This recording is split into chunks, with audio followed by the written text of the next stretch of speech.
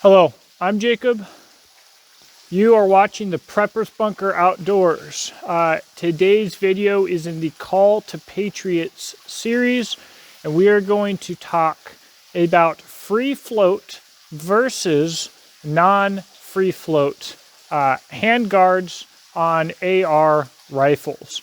Now, right off the bat, let me just say that there's a lot of confusion not only for new shooters, but apparently also for more seasoned shooters as well.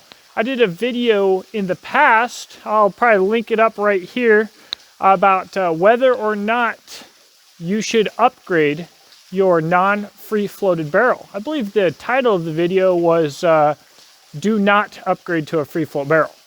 And a lot of people not only didn't understand the point or the purpose of the video, but also did not understand what constitutes a free float rail. So really quick, every single M4 issued to the US military is non-free floated. It has a delta ring, and just because it has a quad rail handrail does not make it a free float rail. It is in fact non-free floated. So, like many comments that I have gotten, if someone tells you non-free floated is fine if you want to punch holes in paper at 100 yards, but if you actually want to do something real with your firearm, it has to be free floated. Not only do they have no idea whatsoever what they're talking about, but they also are not good enough shooters to be giving anybody advice. Being that the entire military, from the absolute worst of the worst up, has to qualify out to 300 yards on man-sized targets with a non-free floated barrel. So, if you want a fighting rifle for accuracy, free float is not a requirement. So, let's break this down and get right into it. So, to clarify a little bit about free float versus non-free float, we will get to benefits of both in a moment. But to start out and give you context about what I'm talking about, I'm personally Army veteran. I was an 11 Bravo infantryman, airborne, deployed at the 173rd Airborne, and I was RISTA, which is reconnaissance, and I worked quite a bit with ODA, which is special forces and stuff like that, and got to do a few cool things on deployment, earned my CIB and that kind of crap. And so I learned a little bit about what I'm talking about firsthand, but once I got out of the military, I sought professional training as well. So I've got a decent bit of hands-on experience and also training. And my personal go-to rifle is a battle rifle, G2 7.62 by 51 or 308, and it is free-floated. I love my setup here, and it would be my ideal choice for a fight for most conditions. The most likely firearm that I would find myself fighting with would be Shorty here, and this is a 5.56, normal, whatever. But it has a Deadfoot Arms SCW 2.5 brace, so this comes all the way out to a full-length stockaroonie here. It goes out further, whatever. And then Leo takedown, so I can take the barrel off. This is a takedown firearm, but it is free-floated with a doggone cloud defensive optimized weapons light there. So again, free floated. And then the topic of discussion, my non free floated AR I've got a few of these set up. Essentially, they'll all be exactly the same for reasons I'm not going to get into right now, but I am leaving them basically bone stock standard. So why would my primary fighting firearms be free-floated, but I would make a video telling you if your firearm is not free-floated to not do that. Don't worry about free-floating your firearm. Well, for one, this series is called A Call to Patriots. And so these videos are meant for non-military civilians who have not taken training and who likely have recently gotten their first AR or only have one AR and do not have training and they are looking to upgrade. You will see on the forums, on the Facebook groups, all the time, the most common post is, hey guys, I have X firearm. What should I do to it? And the appropriate answer to that is always training. Because if you take someone who's well-trained and well-practiced with a bone stock standard AR, and then your normal forum boog boy keyboard warrior dork with any firearm, he can have the latest and greatest Mark 18. The dude with the training and the experience is going to win the fight without question.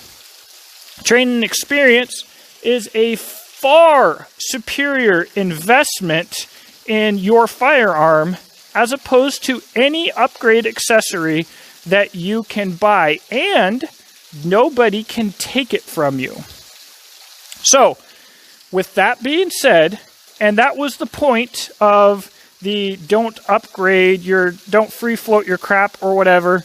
And the perspective of this, by the way, is for a fighting rifle.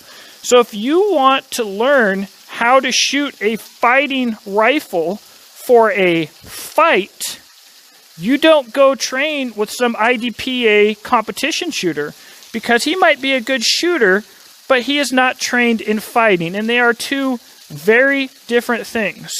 When you are thinking about what you need, what wins a fight, combat, your priorities should be mindset, tactics, skill, gear. So the first thing that you need to know is if one combatant doesn't really want to kill his enemy, and the enemy is 100% determined to kill you, no matter what, you will die. Mindset's number one.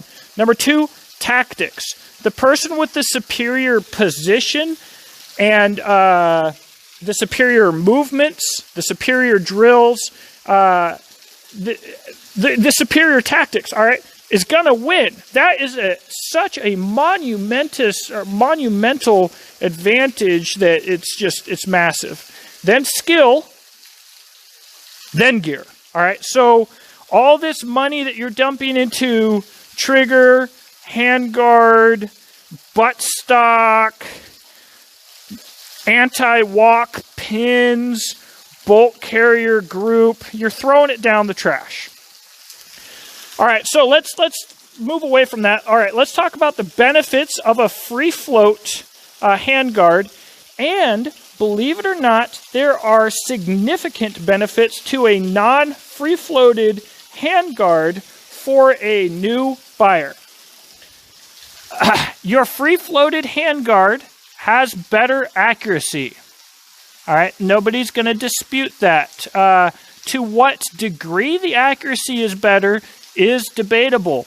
Whether or not it matters for a fight as opposed to a shooting competition from bench rest, it's debatable. But the difference is there. A free floated barrel is superior for accuracy. free-floated barrel gives you a lot of flexibility for length and whatnot. Unless you customize your free float barrel like I did here for my front sight post, you can basically choose the style, width, brand, length, etc., etc., etc., etc. Whereas if you stick with a non-free floated rail, you simply have less options because you are constrained by the delta lock and your front sight post. So, those are the advantages of free float. Accessory attachment really is not an advantage. Again, I want to remind you that the entire U.S. military with lasers and lights and whatever else is not running a free float rail. For some reason, people believe that there is no advantage to a non-free floated rail. And I will tell you that there are a few, especially for the new buyer. They are now, and when I say non-free floated, I'm not just talking about plastic rail, because you can have the military quad rail as well. But for these plastic rails, they are very lightweight, they are very comfortable to use, they are very practical, and they shield from heat very well because they have a metal heat shield on the inside that is separate from the plastic on the outside. The plastic will not scratch to have a shiny finish underneath. It will always remain low glare. People believe that plastic handguards suck because they're cheaper. That's what the market wants you to believe. And people think more expensive is better. However, that's not necessarily the case. And even with plastic handguards, like these Magpul handguards, you still have MOE slots, so you can mount some cool guy crap if you so desire. However, the largest advantage for the average Joe buyer is this right here. The front sight post.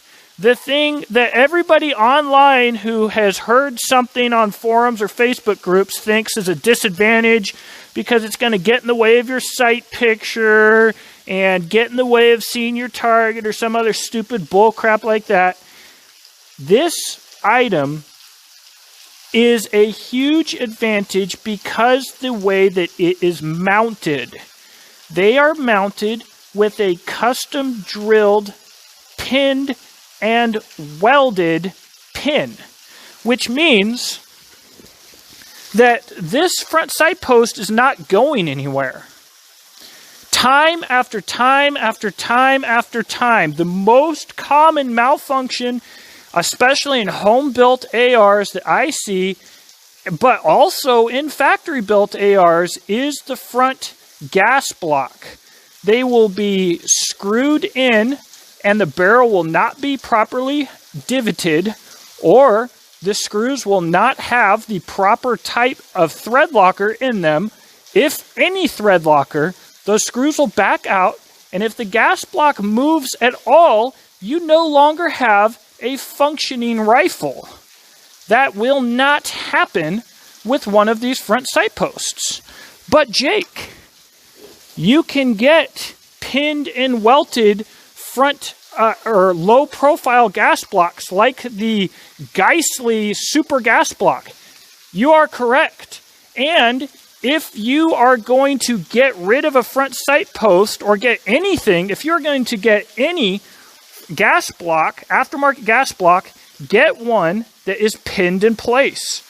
Sure, you can't do it yourself, most likely. Take it to the gunsmith, have him drill your barrel, and have him pin and weld it, and it will never be a problem. Or, if you're really smart and you want to free float, you can just cut your front sight post off right here on either side, and you will clear your free float rail, and you will still be pinned. And you also cut your bayonet lug off the bottom. That's fine. Is that what most people do? No. The first thing that Joe Bob Knows Nothing does with his AR is he buys one magazine And then he wants to make his rifle look cool. So he has somebody remove this or removes it himself, buys a low-profile gas block and a free-float forend. He improperly freaking mounts his gas block. He shoots it for a couple rounds. Maybe it's fine. Then he goes and gets training and his whole gun locks up.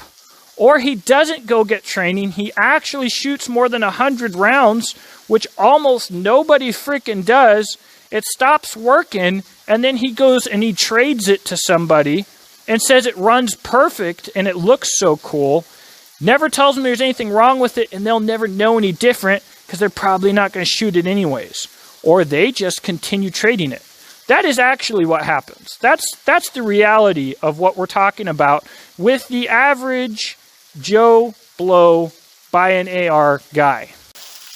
By the way, this whole fighting rifle pistol right here broken down fits into this Camelback hydration pack. It fits into like a 12-inch space, in case you were wondering. Freaking amazing.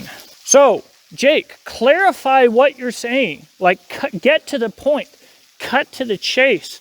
How should I upgrade my AR? I want to shoot better.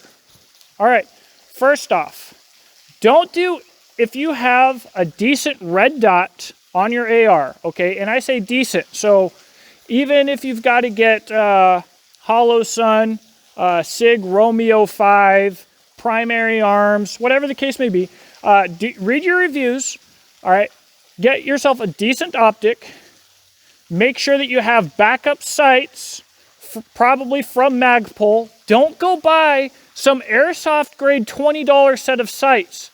I see this all the freaking time too. Oh, my gun's so inaccurate. Yeah, it's your sights, dude, because you bought cheap crap off Amazon and it's for airsoft. Anyways, get yourself Magpul Embus backup sights. Make sure both are zeroed. Irons and optic, okay? After that, make sure you have at least 10 magazines. That's the next upgrade. Have at least 10 magazines. Really, you should have 20, 30, or 40 magazines all loaded and ready to go, as well as another 1,000 rounds on standby. But whatever. Make sure you have at least 10 magazines, okay? Have a kit to carry those magazines, because everybody's got these fantasies how the boog's going to kick off and they're going to go smoke people and be Johnny Rambo, but they've got no way to carry extra mags. What are you doing? So I run a Gadsden Dynamics War Belt, and as a civilian, I only run 4 mags. That's my choice. If you want to be completely right, run 6 mags on your kit. That's a combat loadout. And don't be packing your kit with a bunch of stupid crap. 6 mags and an IFAK. Go from there once you've gotten training. All right? All right, once you have that, you have a kit, you have 10 mags, you have a rifle, you have an optic, you have a zeroed gun. Get training. Get around people who know what they're talking about. And don't go get NRA training or competition shooting training. Go get fighting training. John Farnham, Clint Smith, James Yeager, John Lovell, whatever. People who have experience fighting, not experience shooting. Once you have done that, you can make more educated decisions on your own without me on what you want to do with your rifle. Don't buy a freaking laser. Don't buy a freaking laser. You don't need a match trigger. I promise. Just learn to shoot. You probably wouldn't even get any accuracy increase from a match grade trigger because if you don't know how to shoot. Take it out to 300 yards, put it on paper without a match grade trigger and with one, and you're not going to see a difference. stand and shoot at 100 or 150 yards, put it on paper, there won't be any difference. Because if you don't know how to shoot, it doesn't matter. You don't need a good trigger. You don't need anti-walk pins. You don't need a new buttstock. You don't need a fancy handrail. What else do people waste their money on? You don't need a freaking bolt carrier group. It's like everybody's like the first thing that they want to upgrade is a bolt carrier group. There's no such thing as an upgrade bolt carrier group until you break your bolt carrier, which actually your bolt carrier is probably never going to break until you break your bolt and then buy another bolt. But you know what? If the gas key comes loose from being improperly staked, okay, upgrade your bolt carrier group. But you can have the cheap Joe Blow Schmo bolt carrier group that your rifle came with, and chances are you can shoot it for a freaking lifetime and it'll be fine. What you're paying for in more expensive bolt carrier groups, one is finish type, so you can get all kinds of stuff. Nitrides become standard, but you can get the titanium nitride or whatever. They're slicker and they're easier to clean. That's the advantage, all right? That's one thing you're paying. Bolt carrier group finish. Bolt carrier group finishing, that's tool marks. You probably don't have to worry about it. And number 3 is quality control. Gas key staking or an integrated gas block and magnetic particle inspection and all of that crap. But guess what? If you take a normal cheap bolt carrier group and there are no hairline or micro fractures in the bolt carrier group, getting it magnetic particle inspected doesn't make it better. It's a wear item. Don't freaking upgrade your bolt carrier group. Keep your gun clean and shoot it and get training. All right? All the upgrades, every single upgrade that everybody's telling you need, you don't. You don't need it. It's a tool. Freaking spray paint it so it's camouflage. And buy a bunch of ammo, mags, kit. Oh, and get a sling. I make slings. I think they're very good slings, actually. That's pretty much how I make a living. Beachandtactical.com. I can customize it to whatever camo you want. But guess what? If you're going to get into a fight that's 1 minute long, before that, you probably spent like 4,000 hours walking with your rifle. Good sling's gonna do a lot, especially because you probably can't ruck march more than 4 or 5 miles anyways, whether you have a sling or not, and you're not gonna be carrying your rifle probably more than 1 mile. So training and exercise at that point. So I got, guys, like, here's the problem. Everybody's gonna hate this because buying accessories is fun. Paying for training and ammo, especially right now, is very difficult and a lot less instantly rewarding. And I, unlike everybody else, am not going to stand here and tell you to go blow money on things that'll make you happy, especially because if we have to start using our firearms, I would like to know that maybe there are a few people out there that went and got training. I'd rather give a trained person a nice AR than have some dude with a really sweet AR and no training, 10 times out of 10. I got other stuff to say. I don't remember what it frickin' is. I'm pretty sure nobody's watched to this point because this has become a very long video. But it is what it is. Can't remember it. Doesn't matter. Like this video, you can support this YouTube channel. Since I'm not part of some mega conglomeration being paid for by businesses to sell you crap, and I'm not making tons of money doing that, and because I'm not doing that, I'm actually giving you good advice because nobody's paying me to give you bad advice. I make money through advertising myself. So in the description box below is my sling company, Beach and Tactical, my knife company, Exodus Knife and Tool, my Patreon, affiliate links. If you're gonna go to Palmetto State Armory or freaking Primary Arms, you can use my link. It doesn't cost you anything extra. It helps support this channel. And then I've got all my Instagrams and social medias in there as well. Check that out. Share this video with some FUD friend who has $1,000 into their AR with a bunch of stupid bull crap and they don't even know how to use it. Have a blessed day.